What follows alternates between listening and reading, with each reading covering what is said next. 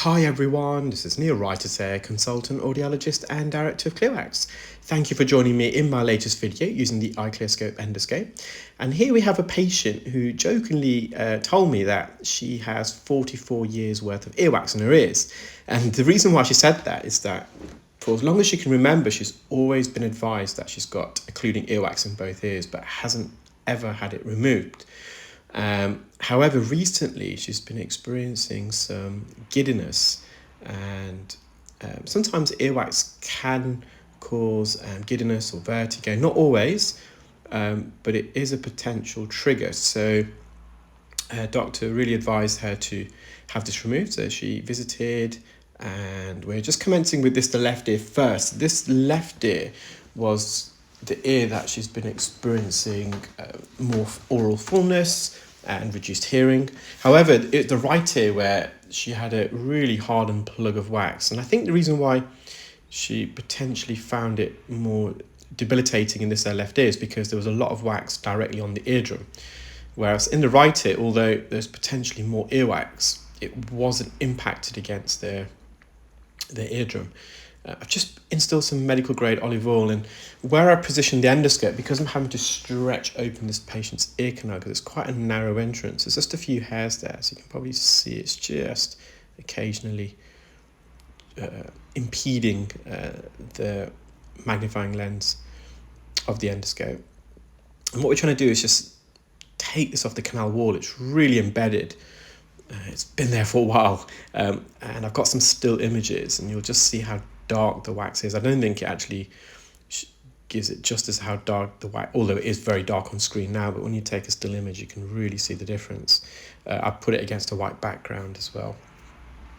So I'm just bringing it down from the top, and I've got a decent suction grip here, so I'm just giving it a little wriggle. You can see in the distance around 2 or 3 o'clock the wax plug extends really deep in the ear, and it's lodged beyond the isthmus.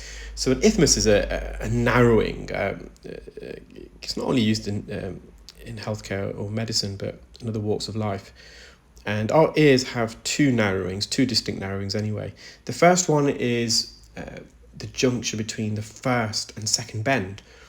So our ear canals are not straight cylindrical tubes, they are a sigmoid shape, so an S-bend.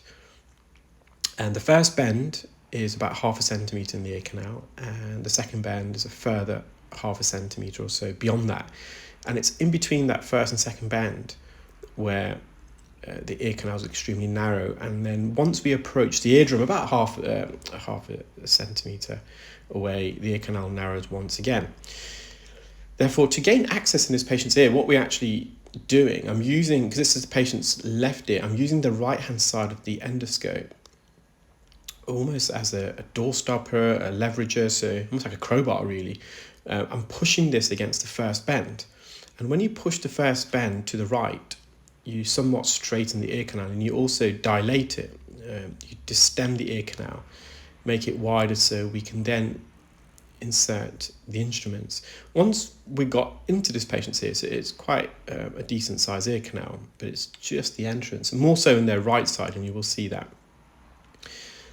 So I've got half of it out, but it's a solid chunk of wax.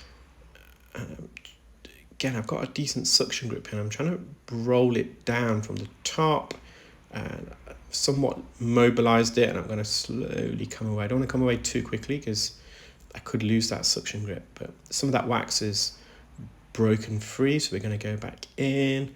The eardrum is now somewhat visible in the distance. This wax is pretty loose.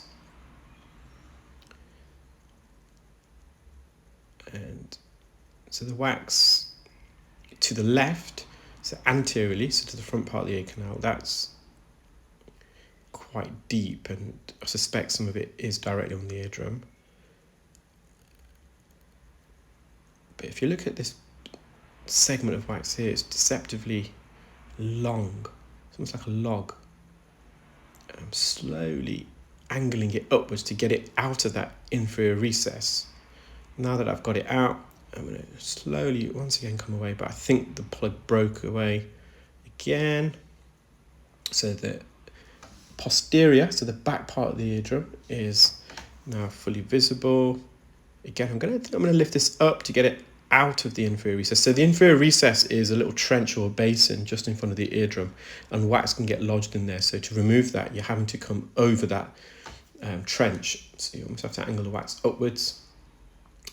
There we are. Eardrums nice and healthy. There's just a bit of crusted wax here. I'm just going to use the correct just to glide this away. It's a bit of staining a bit further, but that's fine. A bit of wax has never done anyone any harm. And this is just at the juncture between the cartilage and the bone. You can see the difference in colour. It's a paler pink, then a bit more of a prominent pink. And that's the boundary where the cartilage portion of the ear canal, the outer third, meets the bony part. So we're moving on to their right ear. Now they do wear sleep plugs. You can see possibly the indentation there where I'm here. As soon as I entered and made contact with this, you just knew it's not going to come away with microsuction alone. I am going to use some oil which will help to soften the surface. So decided to use the right ear hook, and I've managed to glide it in. You can see there's hardly any space there, but I've managed to glide it in, and I've then rotated the hook so the tip is embedded into the core, but unfortunately just cut through it. However, it's the right ear pick that came up trumps in the end, and you'll see that in action not too far away. So some of this loosened wax, I'm just going to go back to the suction and remove that.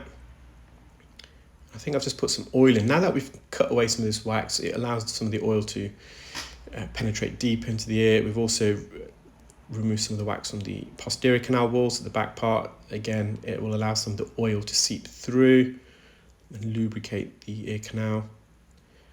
This ear was more so narrow than their left, so on this occasion I'm using the left-hand side of the endoscope to gently push the first bend to the left, and what that will do is straighten the ear canal and also widen it. I'm just working at the front part of the ear canal. As you can feel, this wax is it's not as embedded as the rest, and so if I peel this away, I'm going to try and create a gap here where I can insert. At this stage, I'm not sure whether I'm going to use the ear hook or the ear pick. It's not quite enough of a gap, although I could penetrate again the tip of the hook or the pick into the wax, but I'm just going to see if I can break it away a little bit. At that moment, I did feel the wax plug just loosen up, so I think I'm going to go back in with the suction for a moment to see if I can. Here I'm using the ear hook again, but I don't think this helped. I'm just trying to leverage it forwards. I'm using the side of the hook almost, but it's just too, the wax in that region was a bit soft, so it was just pushing the wax down. So I'm just going to the back part of the ear canal, but in a moment I got a good suction grip here. So I'm just generating the suction power, and as I am, I'm gliding the wax, the floor of the ear canal, down towards the entrance. And what it's going to do in a moment, it's going to twist this wax plug, it's going to rotate it, and it's going to create more of an opening at the roof. And see, it's coming away from the bottom.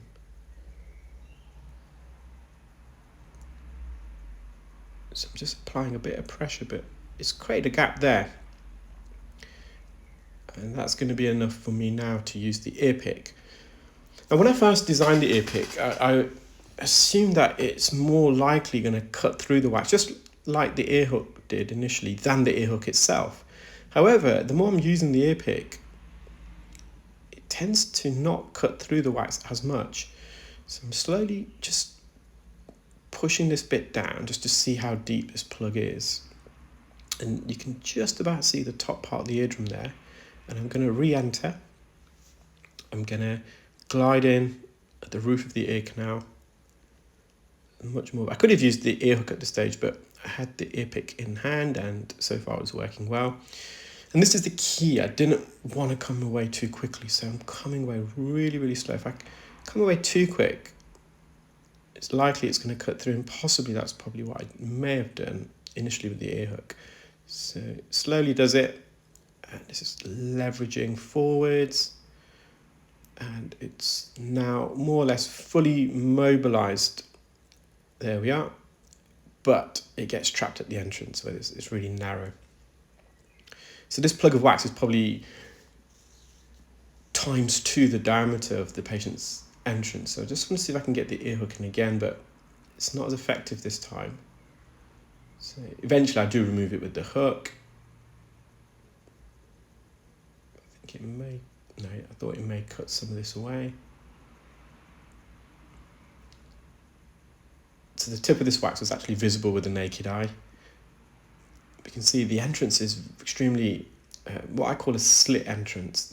Now our ear canals, the height should be greater than the width, so it creates an oval shape, like an egg shape. But that ratio between height and width can vary at different parts of the ear canal and also individuals. And this patient's entrance, the height is significantly greater than the width, more so than the rest of her ear canal, which means it's a bit more tricky to remove it completely out of the ear. Now, if I use the endoscope to stretch the ear, it's going to be right up against the wax, so I'm just trying to avoid that. And I'm using the side of the suction tip to kind of push open that first bend. I'm trying to tuck it in from the left-hand side. And I've kind of loosened this section, but because the rest of the plug is attached and it's quite a long piece, there's resistance created deeper in the ear canal. Although I can sense it, I can't see it obviously, because all we can see is this wax here.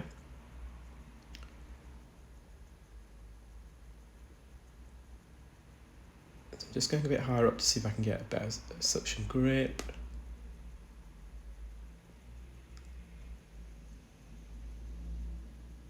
And